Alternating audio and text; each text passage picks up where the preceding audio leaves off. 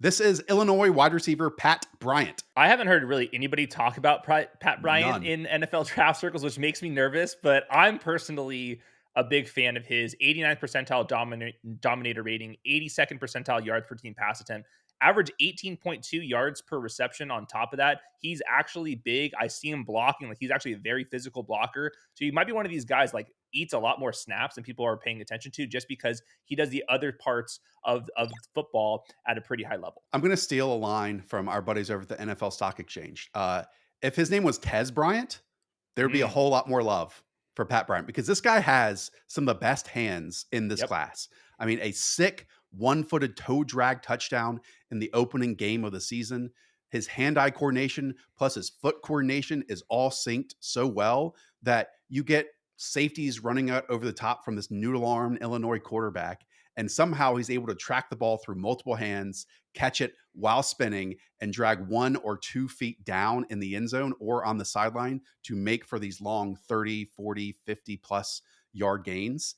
And I know he's not the fastest at a 4.61 with a decent 1.56 10-yard split, but I just think someone that can separate like this in kind of the dark arts of the game with a sliver of separation with hands that are this reliable is Yeah. at the very least going to intrigue wide receiver coaches and latch on for an NFL team for quite a while. Yeah, we have basically the same exact notes. And like, to me, this is like the notes of a day two player, not a day three player. So we'll see where he ends up here. But I went back in 2023 because he's been productive at Illinois for 3 straight years now.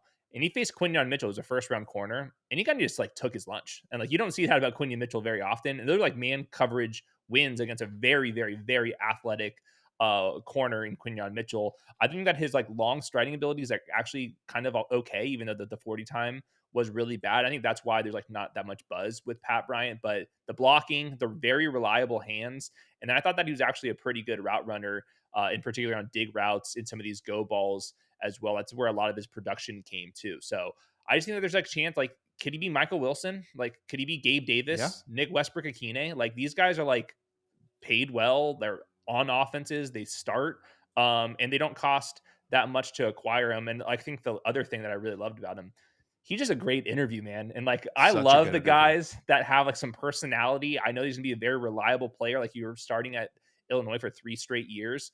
To me, this is like a pretty like high floor. Like, let's say he is a fourth round pick. I think he's a very high floor player in this kind of mold. Tim Patrick could be another if they want to move Oh him a bit yeah, closer to the line of scrimmage and the formation. Like, I dare Ben Johnson to draft this guy. I just that'd be dare you, fun. sir. And subscribers of the channel know I like to refer to, like, again, the small push offs as the dark arts of the wide receiver stuff, but he does that. And look, offensive pass interference is called far less than offensive pass interference actually occurs. You can look at the Nebraska game on this. So he utilizes that to his advantage, like little push offs or sometimes the arm fully extended. But again, he has the body control to make those catches. Now, on the opposite side, if he's already getting tight coverage in college football, he will probably be getting tight Yes. coverage in the NFL, but he's very comfortable with it at this moment. And look, he had what, 54 ish receptions this past year? 29 of those catches went for 10 plus yards. Yeah. 29 of Yeah. those. And it's not like this is the best offense anyone's ever been a part of with the best quarterback ever. He just Mhm. had to fight for a lot of this stuff. And I will say, he maximizes whatever movement skills he does have. There were some in breakers that were, little fat on them, turning on a dime, creating that space and being able to sustain it. And I just really like Pat Bryant. And I was shocked that Yeah. because for us, he's inside of our top 16 wide receivers.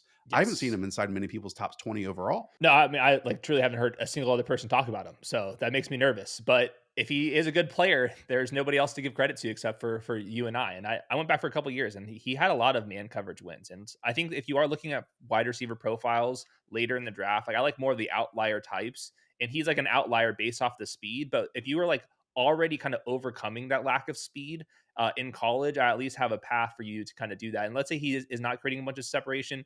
We've already listed some of these players who are just like out there and they're just blocking. Ben Johnson would be a perfect fit here if he's the Yeah. third wide receiver. You don't have to Sacrificial be, X. yeah, you don't have to be a high volume guy. I'm not expecting Pat Bryant to do that, but on occasion, you can catch a back shoulder fade 15, 20 yards down the field, and then you're going to be out there in blocking situations. Like, that's an NFL skill set that absolutely translates. So, And he does have 65th percentile jump, so it's not like this guy's not mhm. an NFL caliber athlete. Yep. He definitely is.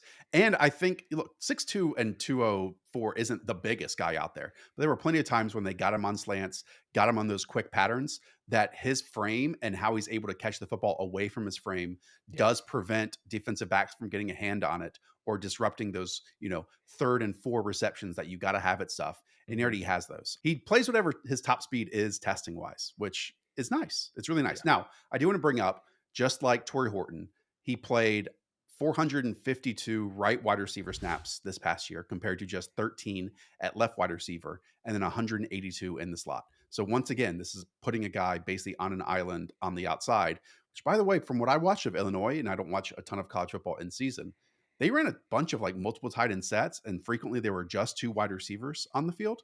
So that's cool. That's having to work in press man situations a lot. And he just has, I think, more experience in those scenarios and in those opportunities than a lot of his peers do.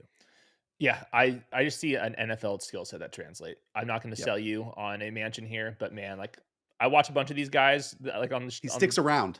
yeah, and, like, there's a guys that are like, maybe he turns into, like, somebody, but, like, also, like, he just might not be in the league for very long at all, Right. and I think Pat Bryant will be in the league for a while. And, the opposite end of the names that you brought up, like Michael Wilson, could be like Quintez Cephas, who can go up and like catch and make spectacular catches, but then might not last over and Mhm. over and over again. But some of it comes down to like what your teammate, like who you are as a teammate, how you fit in the locker room. And Yeah, by all accounts, in the interviews, Pat Bryant's just like the freaking man. And again, yeah. just love his hand, eye, foot control, the toe taps, the twisting grabs, the sideline awareness.